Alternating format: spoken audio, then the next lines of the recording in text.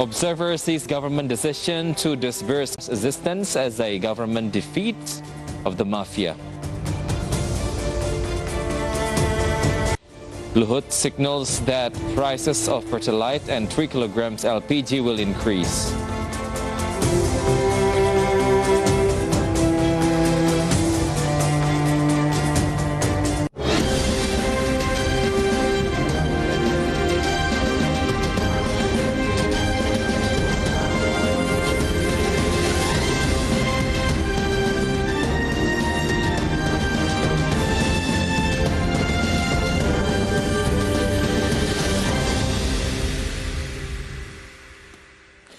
Good evening, it's Monday, April 4th, 2022. Market Headlines is ready to provide you information from business and economic. With me, Wicky Adrian, this is Market Headlines.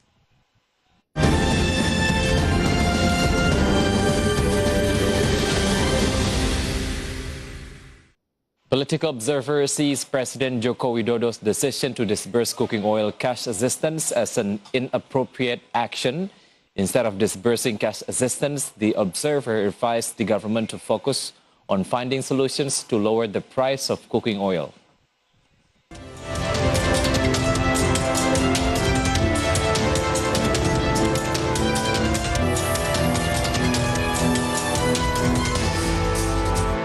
Untuk meringankan beban masyarakat, pemerintah akan memberikan BLT minyak goreng. Adapun bantuan yang diberikan sebesar Rp100.000 setiap bulannya, pemerintah akan memberikan bantuan tersebut untuk 3 bulan sekaligus, yaitu April, Mei, dan Juni.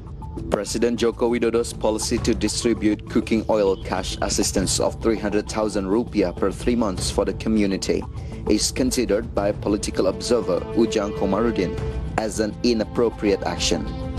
According to him, the root of the problem that causes expensive cooking oil is the scarcity caused by the mafia.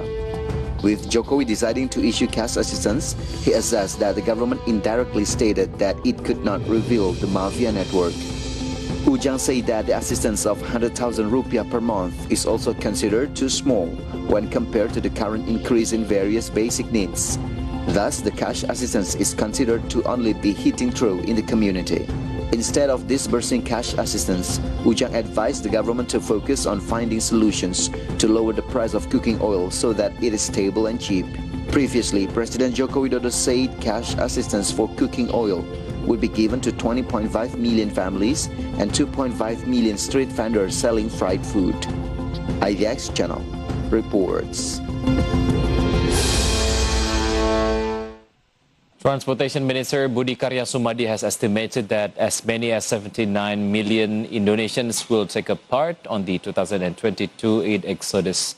Regarding this, the minister asked the officials to prepare facilities and infrastructure as well as ensure people's safety during the trip. Transportation Minister Budi Karya Sumadi has estimated that as many as 79 million Indonesians will take part in the 2022 Eid mass exodus. Central Java, East Java, and West Java are among the destinations that most people will head to during exodus. In response to the high interest among the public in an exodus, Sumadi spoke of his intention to prepare facilities and infrastructure as well as ensure people's safety during the trip and protect them from the COVID-19 risks. Jumlahnya sangat tinggi, seperti yang disampaikan Presiden, kurang lebih 79 juta yang ingin mudik. Ya, tentu ini bisa dimaklumi bahwa setelah 2 tahun terakhir ini dilakukan pembatasan perjalanan, banyak yang ingin mudik lebaran, diiringi dengan bagaimana kita harus menyiapkan sarana dan prasarana. Dan yang penting adalah kita harus memperhatikan keselamatan.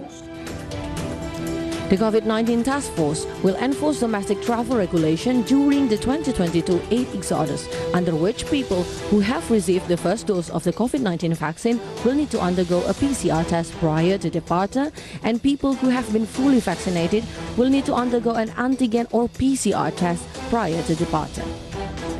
Those who have completed full vaccination dose and have obtained the booster shot as well will not have to undergo any test.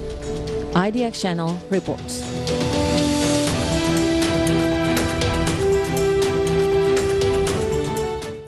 Indonesia Central Statistic Agency announced that foreign tourist arrivals in February 2022 climbed 21.9% to 18,500. However, the increase was still far below the pre-COVID-19 pandemic level in January and February 2020. Statistik Indonesia or BPS stated that foreign tourist arrivals in Indonesia via main entry points in February 2022 climbed 21.91% to 8,500 from January 2022 and increased 151.98% from the corresponding period in 2021. Cumulatively, the number of tourist arrivals in the first 2 months of 2022 reached 33,593. The figure represented a 259% surge as compared to the same period last year. However, the increase was far below the pre-COVID-19 pandemic level when Indonesia received 1.8 million tourists in January and February 2020. Ya, secara mantuman itu masih naik 21,91%. Jadi berdasarkan pintu masuk utama, ya jumlah kunjungan Wisman itu masih meningkat kalau dibandingkan dengan bulan Januari sebesar 21,91%, ya. Bahkan kalau kita bandingkan Februari terhadap Februari tahun 2021 atau secara Y on Y ini meningkat 151,98%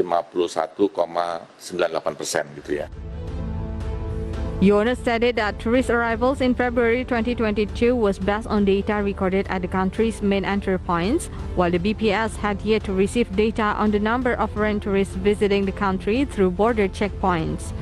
IDX Channel reports.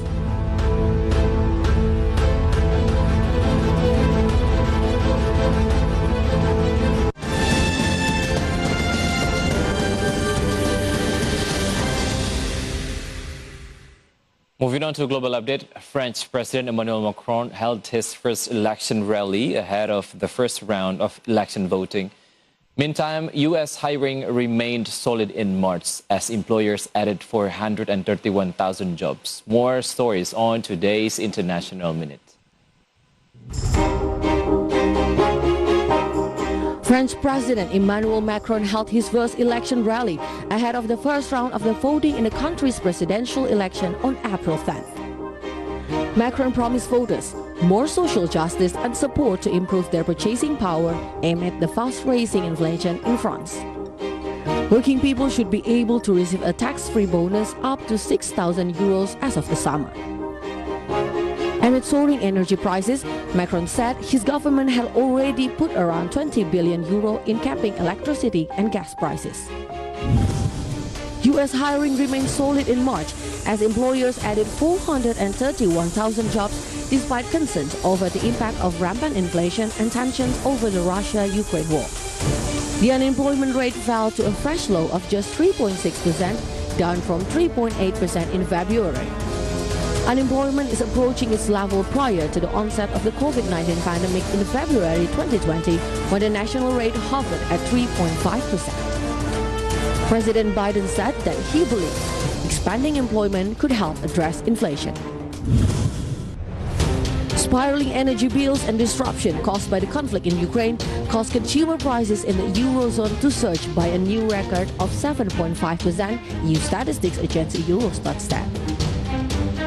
Last month's rise marked a further acceleration in inflation from February, which at 5.9% year-on-year was already in a Eurozone record, he said.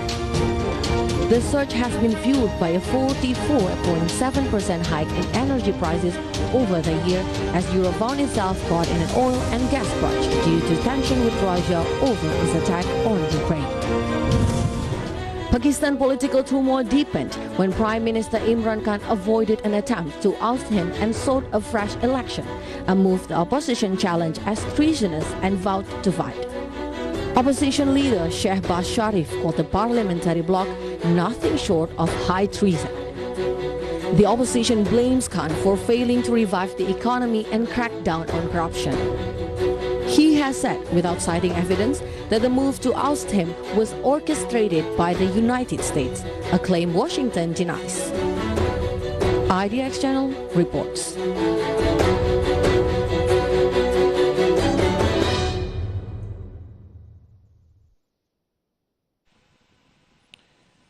Finance Ministry claims impact of VAT increase on inflation will be minimal after the break on market headlines.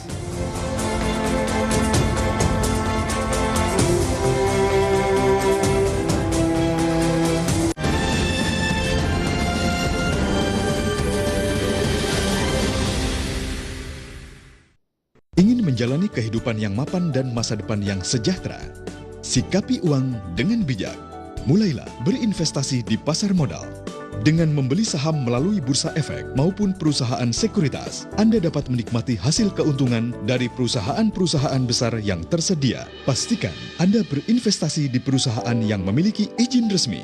Cerdas mengelola, masa depan sejahtera. Otoritas Jasa Keuangan, lembaga pengawas industri jasa keuangan yang terpercaya.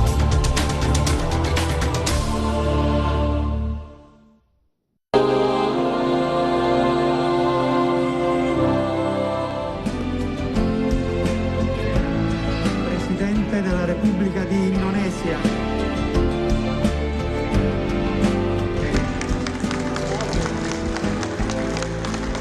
Presidensi G20 di Indonesia akan mendorong upaya bersama untuk pemulihan ekonomi dunia dengan tema Recover Together, Recover Stronger. Kami akan menjamu Yang Mulia dan Bapak Ibu di hamparan pantai Bali yang indah, yang menginspirasi gagasan-gagasan inovatif untuk produktivitas G20 ke depan. Sampai bertemu di Indonesia, terima kasih.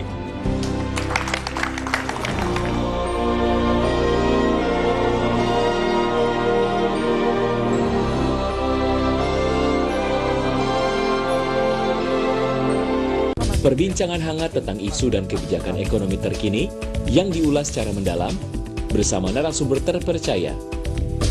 Market Review, Senin sampai Jumat, jam 10 waktu Indonesia bagian Barat, hanya di IDX Channel. Saya Prisa Samodatu membawakan program berita News Screen yang menghadirkan informasi seputar ekonomi maupun juga bisnis dari dalam negeri.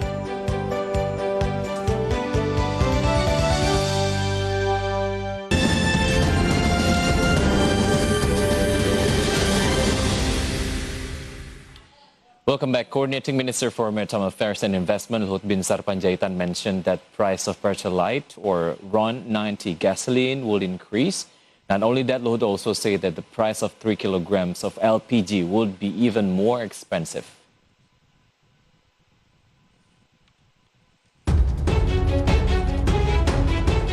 After the government decided to increase the price of non-subsidized fuel, Pertamax, to 12,500 rupiah per liter, Coordinating Minister for Maritime Affairs and Investment Luhut Binsar Panjaitan said Pertalite gasoline or RON 90 fuel would increase.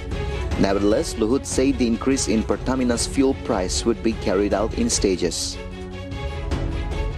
Not only that, Luhut also said that the price of 3 kilograms of LPG would be even more expensive. According to him, the increase is normal because it has not been increased since 2007.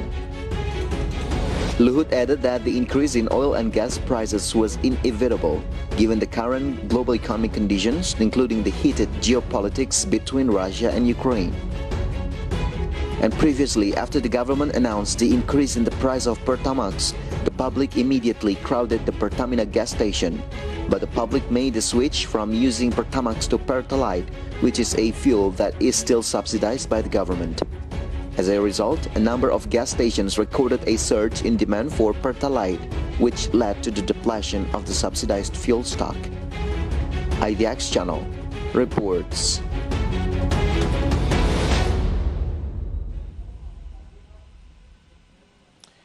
Directorate General of Tax projects the increase in value-added tax or VAT to 11% will have a minimal impact of 0.4% on inflation for the remainder of 2022.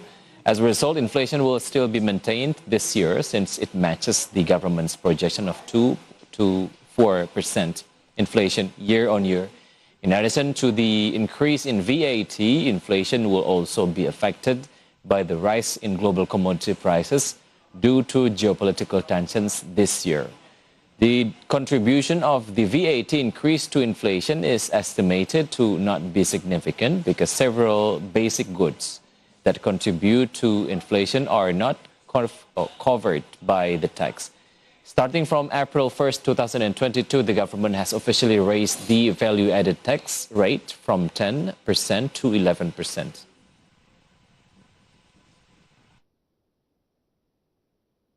Dengan perkiraan kenaikan kan ada beberapa komponen ya, kenaikan dari PPN, kemudian kombinasi dengan kenaikan dampak komoditas tadi, diperkirakan inflasi kita masih di dalam rentang yang diperkirakan, masih di dalam rentang APBN yang kita harapkan. President Joko Widodo and Malaysian Prime Minister Datuk Seri Ismail Sabri Yaakob signed a memorandum of understanding regarding the placement and protection of Indonesian migrant workers in Malaysia. The signing was carried out during the meeting at the Merdeka Palace, Jakarta. President Joko Widodo received a visit from Malaysian Prime Minister Datuk Seri Ismail Sabri Yaakob at the Merdeka Palace last Friday. The visit is the second time from Prime Minister Sabri. During the visit, a Memorandum of Understanding or MOU was also signed regarding the placement and protections of Indonesian migrant worker in Malaysia. Kita berdua menyaksikan penandatanganan MOU mengenai penempatan dan perlindungan pekerja migran Indonesia di Malaysia. MOU antara lain akan mengatur penggunaan One Channel System bagi seluruh proses penempatan, pemantauan, dan kepulangan pekerja migran Indonesia sehingga dapat terpantau dengan baik. Meanwhile, the Prime Minister of Malaysia said that the signing of this MOU was a continuation of the commitment of the Malaysian and Indonesian governments to provide benefits to the people of both countries. Pemeteraian MOU ini merupakan satu detik yang besar dan penting kerana ianya merupakan komitmen berterusan pemerintah Malaysia dan Indonesia untuk memberi manfaat besar dan berpanjangan kepada rakyat kedua-dua negara. Jokowi said Indonesian migrant workers have contributed a lot to economic development in Malaysia, so that they should get maximum rights and protection from both countries. Jokowi also hopes that similar cooperations can be continued in other sectors, including cultivations, agriculture, manufacturing, and services. IDX Channel reports.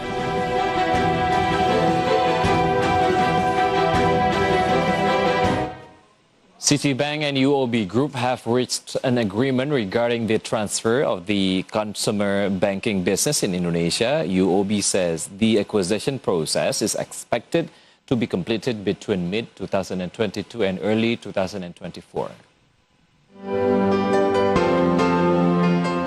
The plan to release Citibank's consumer banking business in Indonesia is getting clearer. Citibank and United Overseas Bank Limited or UOB Group have reached an agreement regarding the transfer of the consumer banking business in Indonesia. CEO of Citi Indonesia, Bathara Sianturi, said that these transactions includes retail banking and credit card businesses, but does not include institutional banking business. Bathara said the divestment process would not affect the company's commitment to its customers, as well as the products and services provided to them. As it is known, Citi sold its consumer business in Southeast Asia to UOB Group. The businesses are located in Indonesia, Malaysia, Thailand, and Vietnam. Deputy Chairman and CEO of UOB, Wicky Adrian, said that these acquisitions includes a portfolio of unsecured loans and secured loans, wealth management and retail deposits or saving in the retail segment. He said that the acquisitions process is expected to be completed between mid-2022 and early 2024, depending on developments and the outcome of the regulatory approval process. Citigroup will assist UOB Group in migrating customers and employees from the consumer business to ensure a smooth transition. IDX Channel reports.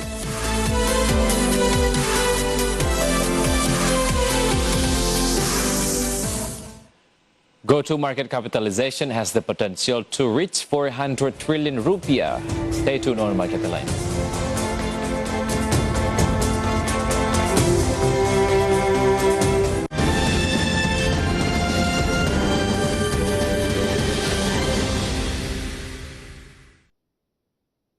Ingin menjalani kehidupan yang mapan dan masa depan yang sejahtera? Sikapi uang dengan bijak. Mulailah berinvestasi di pasar modal. Dengan membeli saham melalui Bursa Efek maupun perusahaan sekuritas, Anda dapat menikmati hasil keuntungan dari perusahaan-perusahaan besar yang tersedia. Pastikan Anda berinvestasi di perusahaan yang memiliki izin resmi, cerdas mengelola, masa depan sejahtera. Otoritas Jasa Keuangan, lembaga pengawas industri jasa keuangan yang terpercaya.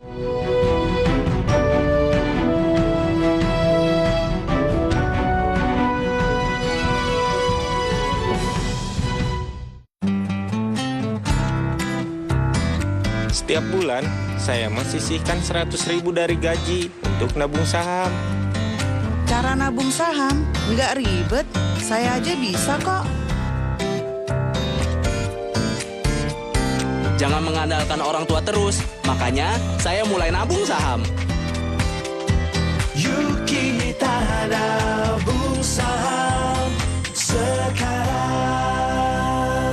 Perbincangan hangat tentang isu dan kebijakan ekonomi terkini yang diulas secara mendalam bersama narasumber terpercaya. Market Review, Senin sampai Jumat, jam 10 waktu Indonesia bagian Barat, hanya di IDX Channel. Setiap bulan, saya mensisihkan 100.000 dari gaji untuk nabung saham. Cara nabung saham nggak ribet, saya aja bisa kok. Jangan mengandalkan orang tua terus, makanya saya mulai nabung saham. Yuk kita nabung saham sekarang.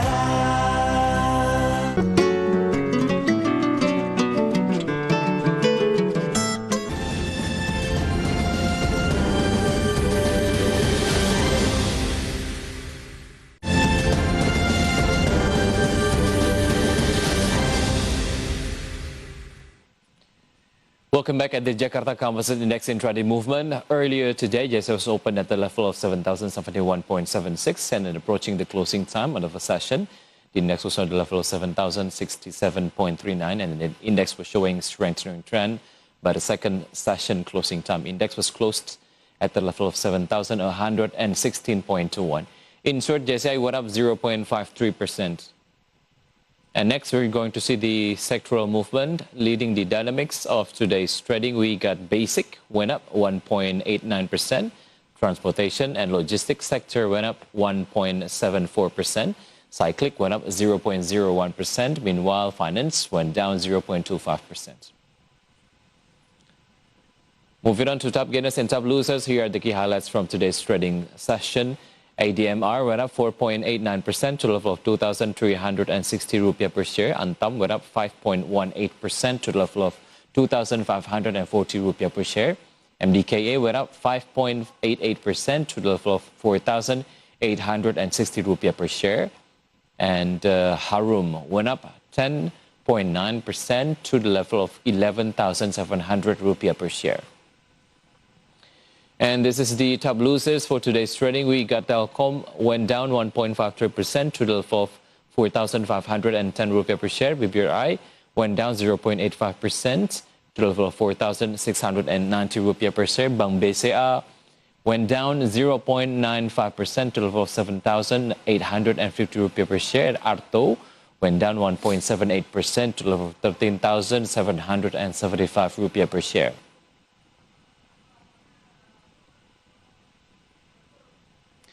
And this is the intraday movement of rupiah towards US dollar. Opened at the level of 14,327, rupiah was also showing weakening trend towards US dollar. It was closed at the level of 14,423. In summary, rupiah went down 0.67%.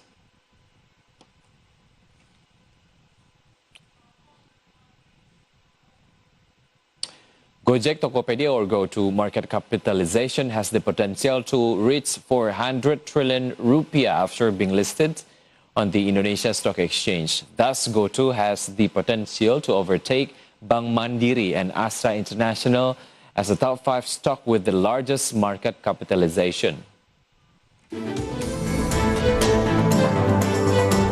Gojek Tokopedia or GoTo market capitalization has the potential to reach 400 trillion rupiah after being listed on the Indonesia Stock Exchange. This means that GoTo has the potential to enter the list of 5 stocks with the largest market capitalization. Based on data from the Indonesia Stock Exchange as of March 30, 2022, Bank Central Asia is the most stock with the largest market capitalization of 961 trillion rupiah. Furthermore, Bank Rakyat Indonesia 707 trillion rupiah, Telkom Indonesia 454 trillion rupiah, Bank Mandiri 358 trillion rupiah, and Astra International 269 trillion rupiah. Thus, GoTo's market capitalization has the potential to overtake Bank Mandiri and Astra International. Meanwhile, Gojek Tokopedia or GoTo reports the latest schedule for an initial public offering on the Indonesia Stock Exchange. GoTo said that it had received effective approval from the Financial Services Authority to carry out an IPO, while the listing of GoTo shares on the Indonesia Stock Exchange is scheduled for April 11, 2022. IDX Channel reports.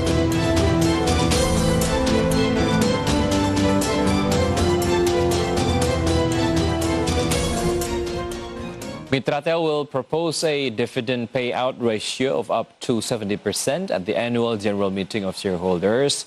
If the proposal is approved, Mitratel's total dividend will be around 966 billion rupiah.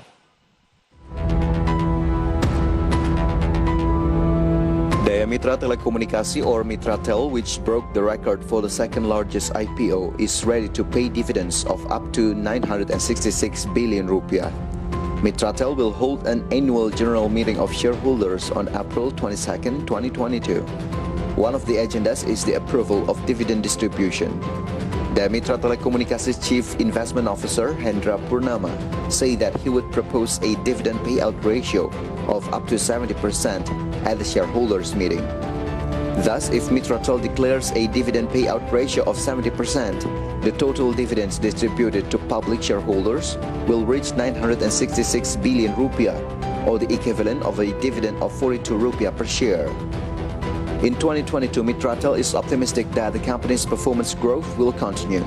The company has set a target of increasing revenue by 10%, far exceeding the industry average growth, which is estimated at around 5 to 6%. This significant growth was supported by the construction of 750 new towers, 3,000 organic locations, and the acquisition of 3,000 inorganic towers. IDX Channel reports.